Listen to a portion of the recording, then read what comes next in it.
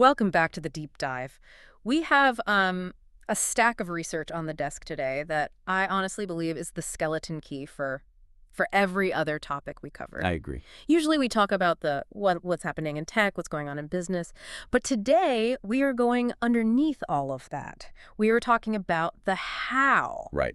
Specifically, how the most effective people on the planet process the world around them. It is the hidden variable, isn't it? It's absolutely the hidden variable. Yeah. We tend to obsess over the external markers of success, the degree from the fancy school, the seed capital, the network. All the stuff you can see. Exactly. Yeah. But if you strip all of that away, you are left with the engine that generated those things in the first place. And that's our topic. We are diving into How Successful People Think by John C. Maxwell. Now, Maxwell is a titan in the leadership space. He's written dozens of books. So many. But this one is unique because it's the result of a 40-year longitudinal study. 40 years. He spent 4 decades observing CEOs, world leaders, inventors, just high-level entrepreneurs trying to isolate the one thing, the single differentiator between people who make a dent in the universe and people who just kind of float through. And his conclusion is, it's arguably the most empowering thing you'll hear all year. Which is? He concludes that the gap isn't talent. It isn't IQ. It isn't even luck. So what is it? The gap is simply a matter of cognitive habits. Successful people think differently than unsuccessful people. Which sounds almost too simple, doesn't it? It does. Just think better. It sounds like something you'd find on like a motivational cat poster. Right. Hang in there. But the mission of this deep dive is to take that abstract concept and really smash it open. Right. We want to look at the specific learnable frameworks that these people use. Because Maxwell's argument, and this is critical, is that good thinking isn't a genetic trait like blue eyes. It's not something you're born with. No, it's a discipline. It's a skill you can practice. That is the crucial distinction. We often treat intelligence as this fixed asset. You have it or you don't. Exactly. But Maxwell treats thinking as a process. Yeah. He quotes Napoleon Hill to set the stage, and I think this quote really frames our entire conversation. What's the quote? Hill said, "More gold has been mined from the thoughts of man than has ever been taken from the earth." I love that image. The mind as a gold mine. But think about the implications of that. A physical gold mine? It eventually taps out, right? Sure, it's finite. You dig, you extract, and eventually there is nothing left. Real estate bubbles burst. The stock market corrects. Right. But a well-trained mind, that is a diamond mine that never runs dry. It is an asset that yields compounding returns for your entire life. So if you can upgrade your thinking software, you upgrade everything else automatically. Precisely. However, and we have to be the bearers of bad news right up front, mining that gold is not easy. Not at all. If it were easy, everyone would be walking around with a mental fortune. Right. There is a catch. Thinking is incredibly hard work. Maxwell quotes Albert Einstein on this, who famously said, "Thinking is hard work. That's why so few do it." That is such a burn from Einstein. That's why so few do it. But it's chemically true. The brain consumes a massive amount of energy. Most of what we call thinking during our day isn't really thinking. What is it then? It's reacting. It's Yeah. remembering. Yeah. It's rearranging our prejudices to fit the current situation. It's autopilot. Ah. Real, deliberate, constructive thinking requires a level of caloric effort that most people just, they avoid it. Maxwell actually has a hilarious observation about this. He says, when you hear someone say it, now this is just off the top of my head, expect dandruff. It's funny because it's true. It is. It illustrates that good thoughts don't just fall out of the sky. They don't happen by accident. You don't stumble into a brilliant strategy. It has to be engineered. It has to be engineered. So the question becomes, how do we engineer it? Okay, let's get into the mechanics. Section 1 of our deep dive is the discipline of thinking. And discipline is the right word here. Maxwell argues that you can't just wait for a bolt of lightning to hit you while you're scrolling through social media. You have to create an environment for thinking. You need a thinking place. This sounds trivial, but it's actually about conditioning. Like Pavlov's dogs, but for ideas. Exactly. Think about sleep hygiene. Experts tell you not to work in bed because you want your brain to associate the bed with sleep. Right. Maxwell says you need a specific physical location where your brain knows, okay, we are here to work, we are here to think. He lists his own thinking places. He has a specific spot in his car. He loves thinking on planes. He has a favorite spa. And he even keeps a lighted writing pad by his bed. That lighted pad is a great detail. But for me, the most convicting part of this section was the story about Dan Cathy. The president of Chick-fil-A. Yes. Now, running a company the size of Chick-fil-A is complete chaos. I mean, it's a logistical beast. Oh, I can't even imagine. You have thousands of employees, supply chain issues, PR, marketing. The temptation to just do is overwhelming. But Cathy fights that entropy by strictly scheduling thinking time. And we aren't talking about 15 minutes of meditation in the morning, are we? No, this is radical. He schedules half a day every 2 weeks, Half a day. 1 whole day a month, and 2 or 3 full days a year, just to think. Wait, hold on. Let's pause on that. A CEO of a major corporation takes 2 or 3 full days off. No meetings, no emails, no phone calls, just to sit and think. Just to think. He says it's the only way to keep the main thing the main thing. Wow. If you don't schedule that time, the urgent will always crowd out the important. You will spend your whole life putting out fires and never building the fire station. That is a powerful distinction. The urgent versus the important. The urgent is the email pinging you right now. Exactly. The important is the strategy that will save you time next year. Precisely. And once you're in that thinking place, whether it's your car or a cabin in the woods, you need a capture mechanism. Maxwell is adamant about this. You have to write it down. You have to. Ideas are slippery. They are like dreams. They have a terrifyingly short shelf life. If you don't write them down immediately, they are gone. They evaporate. He quotes Eddie Rickenbacker, the World War I flying ace, who had a great formula for success. He said, I can give you a 6-word formula for success. Think things through, then follow through. And you can't follow through on a thought you have forgotten. You just can't. You have to capture it. Now, here's a dynamic I want to ask you about because I struggle with this. I often feel like I need to be inspired to think, you know? I sit down to write or brainstorm, and if I'm not feeling it, I just walk away. Right. Maxwell flips that logic on its head. He really does. And this is a game changer for anyone who relies on creativity. He argues that you cannot rely on feelings to start the thinking process. So what do you rely on? Action. Most people wait until they feel like doing something to do it. Yeah. But the reality of high achievers is that they act their way into feeling. They don't feel their way into action. Act your way into feeling. So you sit in the chair, you pick up the pen, and the feelings follow the action. Exactly. You create the momentum yourself. You don't wait for the muse. You summon the muse by doing the work. Okay, so we have set the stage, we have our chair, our pen, our schedule, and we are ignoring our feelings to get the work done. We're ready. Now we need to talk about the types of thinking. Maxwell breaks this down into several specific buckets. The first pairing is fascinating because they seem like opposites: big picture thinking and focus thinking. These two seem contradictory, but they are actually two sides of the same coin. Let's start with big picture thinking. This is the ability to not be a slave to the immediate. It's about altitude. Perfect word. It's altitude. He uses a great example from Jack Welch, the legendary CEO of General Electric. Right. So Welch was visiting a GE employee in the field. This employee was likely stressed about, hitting a quarterly number or closing a specific deal. The small picture. The very small picture. And Welch told him, the ongoing relationship with the customer is more important than the sale of an individual product. That is classic big picture thinking. A small thinker sees a sale and thinks, Success. right. I hit my number. Exactly. But a big picture thinker sees the relationship and thinks, okay, long-term value. Right. But Maxwell makes a connection here that I think is really profound and often overlooked. He argues that big picture thinking is actually a form of empathy. Empathy. Usually we think of strategy as cold and calculated. How is it empathy? Well, think about it. To see the big picture, you have to step outside of your own ego. Okay. You have to be able to see the world through the eyes of your customer, your employees, your competitors, the market at large. You cannot be a big picture thinker if you are locked inside your own perspective. So it forces you to understand how your actions ripple through the entire ecosystem. Exactly. If you are only thinking about yourself, your picture is inherently small. That makes so much sense. And the way to cultivate this, according to Maxwell, is through what he calls learning continually. He reviews his calendar every morning, not just to see what he has to do, but where and from whom he can learn something that day. He's actively hunting for perspectives that are different from his own. Every single day. So that is the wide-angle lens. But then he pivots to focused thinking.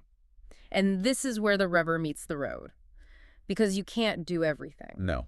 And this is the paradox. To go up, you have to give up. That is a catchy phrase, but it's painful in practice. To go up, you have to give up. It implies sacrifice. Maxwell admits he can't be well-rounded. In our culture, being well-rounded is often praised. We want to be good at everything. Sure, the Renaissance man ideal. But Maxwell argues that successful people are actually quite lopsided. They focus on the 1% of activities that give them the highest return, and they delegate the other 99%. That sounds great if you are the CEO with a massive staff. But how does a normal person do that without their life falling apart? Well, he has a rule for this. Maxwell mentions a specific rule for delegation that I found really practical. The 10-80-10 rule. 10-80-10, how does that work? This is a brilliant tactical framework, especially for people who struggle with letting go. Here's how it works. For any project, the leader, or the focused thinker, does the first 10%. This is the vision, the resources, defining the what and the why. You set the trajectory. Right. Then you hand it off. The team, or the delegate, does the middle 80%. This is the execution, the grunt work, the assembling of the pieces. Okay, the messy middle. The messy middle. Then, and this is the key, the leader comes back for the final 10%. The cherry on top. The refinement. The final approval. The intuitive tweak. This allows you to be involved in the critical bookends of a project without getting bogged down. So you're maximizing your focused thinking time on what only you can do. That's the whole game. I love that. It makes delegation feel safer. You aren't abandoning the ship. You are just steering it out of the harbor and then coming back to dock it. And it requires energy management. Yeah. You have to remove distractions. Don't do the easy things first. Don't do the urgent things first. Do the important things first. That requires a lot of discipline, but that's what focused thinking is. Let's move to the next section. This is what I call the spark. We are talking about creative thinking and possibility thinking. Now, creative thinking, I feel like a lot of people tune out here. They do. They think, I'm not an artist. I don't paint. I'm not a musician. Therefore, I am not creative. And Maxwell busts that myth immediately. He argues that creativity isn't necessarily about being original in the sense of creating something out of nothing. It isn't magic. Not at all. Yeah. Most creativity is actually connective. It is a composite of other thoughts. It's taking two things that already exist and connecting them in a way nobody has seen before. He has a process for this. Think, collect, create, correct, connect. And it starts with collecting. You cannot be creative with an empty tank. You have to be consuming information. Okay.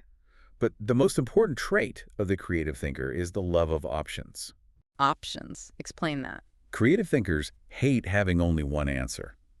Most people, when they face a problem, stop thinking as soon as they find an answer. Right, because it's a relief. You found a solution. But creative thinkers keep digging until they have 5 or 6 options. They don't just want the answer, they want the best answer. But creativity comes with a cost, doesn't it? I mean, it's risky. It is. Maxwell is blunt. Creativity equals failure. Wow. If you are trying something new, you might fail. You have to be willing to look foolish.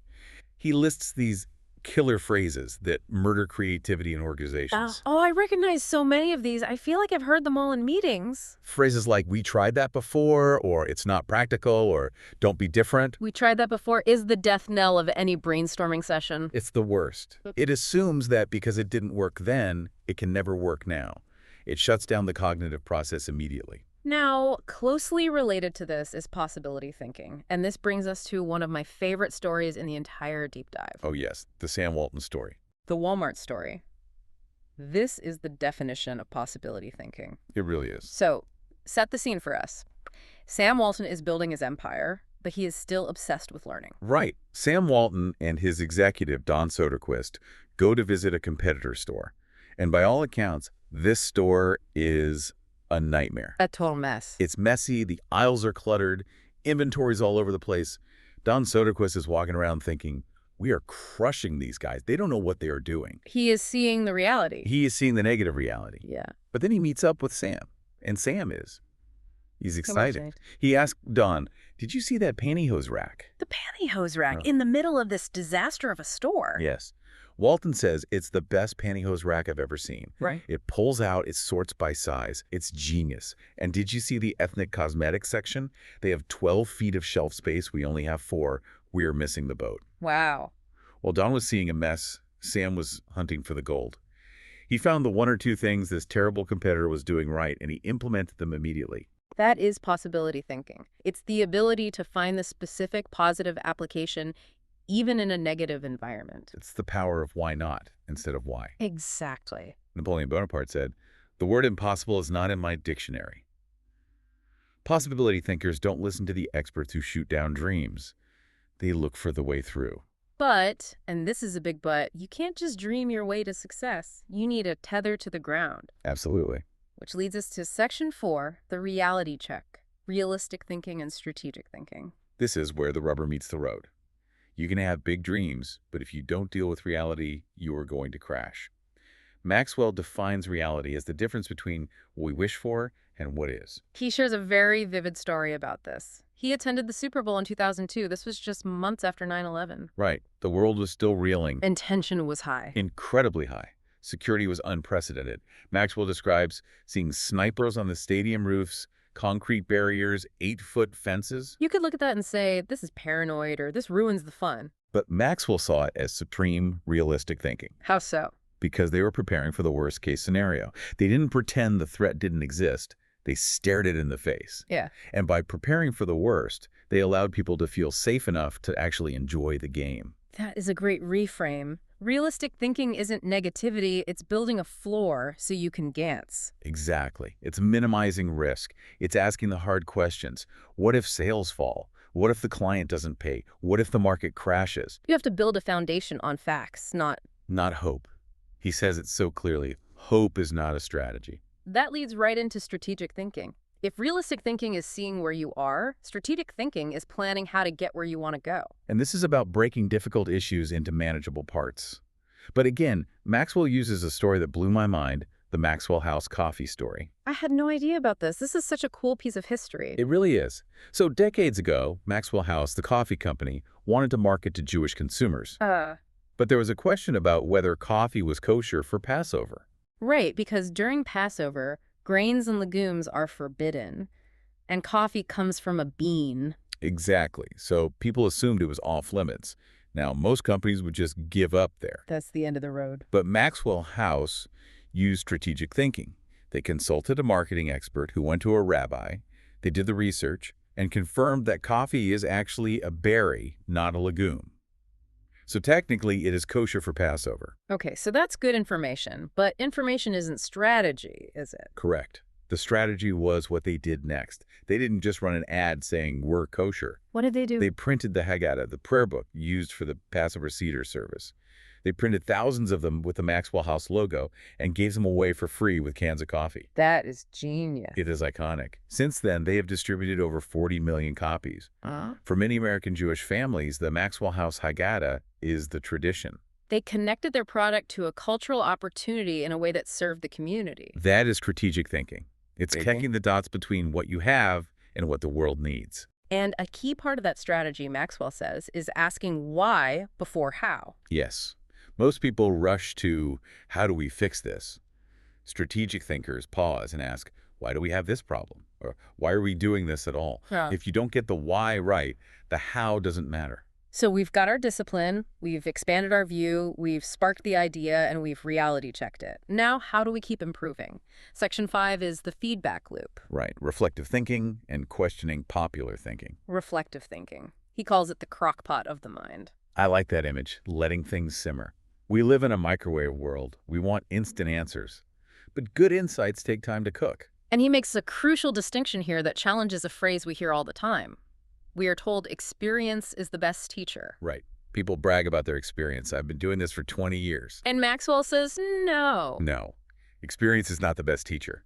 Evaluated experience is the best teacher. Evaluated experience. You can go through the same experience 10 years in a row, make the same mistakes, have the same bad relationships, and learn nothing if you don't reflect on it. That's profound. It's the difference between 10 years of experience and 1 year of experience repeated 10 times. Precisely.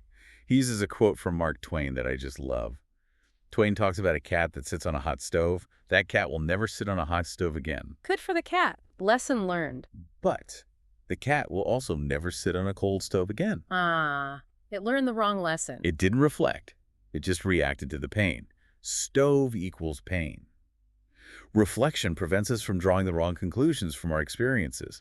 It allows us to distinguish between the hot stove and the stove itself. And Maxwell has a practical habit for this with his kids, right? Yes, after every trip or event, he'd ask his kids 2 questions. What did you like best? And what did you learn? He was training them to reflect. To extract value from the experience before filing it away in their memory. It's brilliant.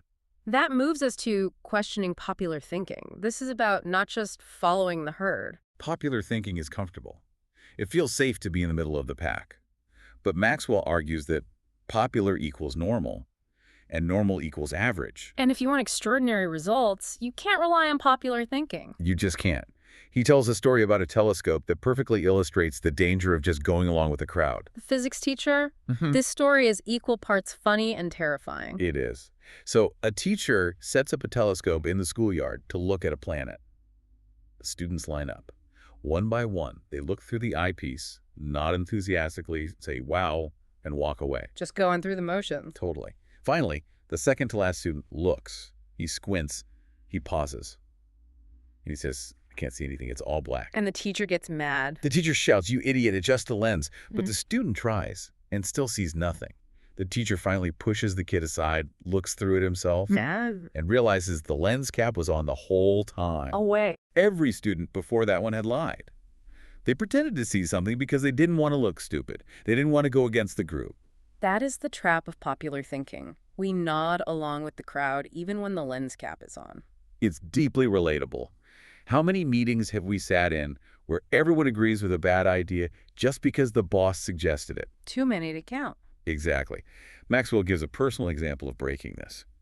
Right after 9/11, when everyone was afraid to travel, popular thinking said, stay home, it's not safe, he and his wife went to New York City. They went against the herd. Completely.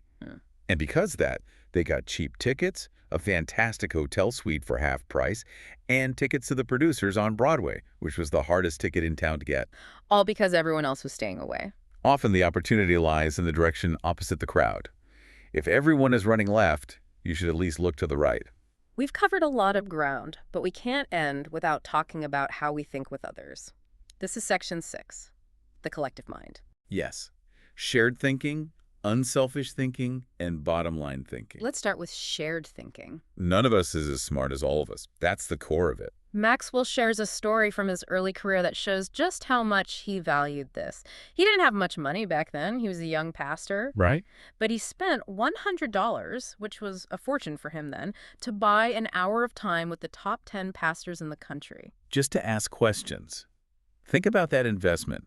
He realized that he could learn more in an hour of shared thinking with an expert than he could in a year of trial and error on his own. It's moving from competition, trying to be the smartest person in the room, to cooperation. To trying to harness the room's intelligence. It's a huge mindset shift. And that naturally leads to unselfish thinking. This isn't just about being nice. It's about a fundamental worldview regarding value. He uses the example of Merck, the pharmaceutical company. This is a powerful story. They developed a cure for river blindness, a terrible parasitic disease affecting millions in the developing world. But they knew that target customers, people in remote, impoverished villages, couldn't afford the drug. So, from a purely profit-driven standpoint, the drug was a loser. Right. A pure capitalist popular thinker would say, scrap it. It has no ROI. So what did they do? But Merck practiced unselfish thinking. They produced it anyway and gave it away for free. Their philosophy was, medicine is for the people. The profits follow. And what happened? Did the profits follow? Amazingly, when you think unselfishly, it often builds a kind of brand equity and loyalty that you couldn't buy with advertising. It attracted top talent who wanted to work for a company with a soul. But more than that, it brings fulfillment. Right. Maxwell says, there is no life as empty as the self-centered life. Finally, we land on bottom line thinking. Now, usually when we hear bottom line, we think money, profit, the P&L statement. But Maxwell argues the bottom line is simply the ultimate goal, whatever that may be. It's about clarity of purpose. The Girl Scouts example is the perfect illustration here. Frances Hesselbein, she is a legend. She took over the Girl Scouts when they were struggling. They were losing members, losing relevance, stuck in the past. So how did she turn it around? She saved the organization by identifying their true bottom line. It wasn't selling cookies. It wasn't badges. What was it? She defined it as to help a girl reach her highest potential. That's powerful. And clear. Once she clarified that single bottom line, everything else fell into place. Does this new badge help a girl reach her potential? Mhm. Yes. Keep it? No. Ditch it. It simplifies every decision. It allowed them to modernize, to increase minority participation, to become relevant again. Bottom line thinking isn't about being cold. It's about being clear. It acts as a razor to cut away anything that doesn't serve the mission. Wow. So let's unpack this. We've gone from the discipline of just sitting in the chair to the empathy of the big picture, the spark of creativity, the reality check of strategy, the feedback loop of reflection, all the way to the collective power of shared thinking. It's a complete ecosystem. And the beauty is how they interconnect. You need possibility thinking to dream the dream. Right. You need strategic thinking to plan the dream. You need realistic thinking to safeguard the dream. And you need shared thinking to scale the dream. You need all of them. It really drives home the point that being smart isn't a static thing, it's a process. It's something you do, not something you are. It is not about IQ. It is about the process. You can be a genius and be an ineffective thinker because you lack the discipline or the strategy. And the reverse, sure. Conversely, you can have average intelligence but outperform everyone else because you employ these thinking frameworks. You are simply running better software. So here's the challenge for you listening right now. We don't want you to just nod along like the students with the telescope. We want you to act. Pick one style we discussed today that you are weak in. Yeah. Just one. Don't try to overhaul your entire brain overnight. Okay, give an example. If you are a dreamer, a possibility thinker, maybe you need to practice realistic thinking for a week. Force yourself to ask, what could go wrong? And if you're the opposite? If you are an accountant who lives in the details, maybe you need to practice possibility thinking. Ask why not for a week. Consciously practice that one style for 1 week. See how it changes your perspective. Because, as James Allen wrote, and this is the thought we should end on, you are today where your thoughts have brought you. You will be tomorrow where your thoughts take you. Change your thinking, change your life. Thanks for diving deep with us. We'll see you next time.